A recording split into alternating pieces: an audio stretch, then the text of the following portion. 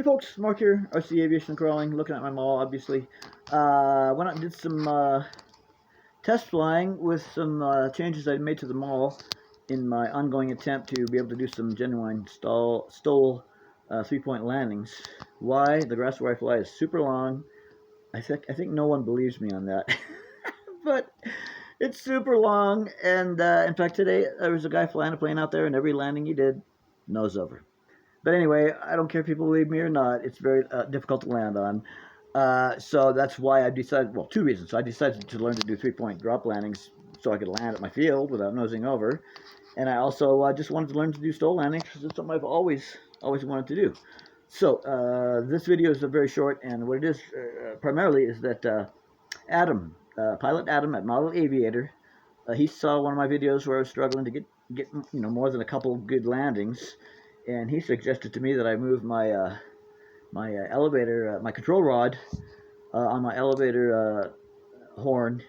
I had it at the stock position, which is the bottommost hole of 3 holes, and he suggested, strongly suggested, that I move my elevator control horn from the bottommost hole to the topmost hole, which is closest to the elevator. And boy, did that make a difference, Pilot Adam. Boy, that made a difference, for crying out loud. So there you go. That, and I tested that out for the first time today, and holy cow, now I've got so much authority on the elevator and so much control, way more control of this plane, particularly on the elevator, than I've ever had. And I've never flown any plane that I've had in 5 years with the elevator hole being used anything but the stock, out-of-the-box hole. I've never increased my elevator throw by way of the control horn, and I've never increased it by way of going 100% full rates. And I've done both those things on this airplane now. And again, this morning was the very first time I've flown with the elevator control rod in the bottom hole. Excuse me, it was the first time I flew this morning. Was the first time I flew with the elevator control rod in the top hole, which gives you the most authority, as opposed to the bottom hole, which gives you the least authority. And it just made all the difference in the world. So now it's like I've gone from driving a Buick to driving a Mini Cooper that's supercharged. And what I mean by that metaphor is that there's so much control now, I got to learn to, to manage it. Got to learn to manage it. Before it was, it just didn't have the elevator authority that it does now. I can really go to town with my elevator control now, but I got to get used to it. I've never had any plane set up like this and with this much authority.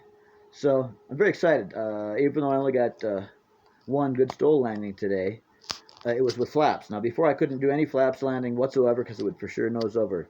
But now that I've got full elevator authority, I was able to land today successfully with full flaps and used full up elevator with my new extra authority, and it went great. It landed great. 3-point landing, great.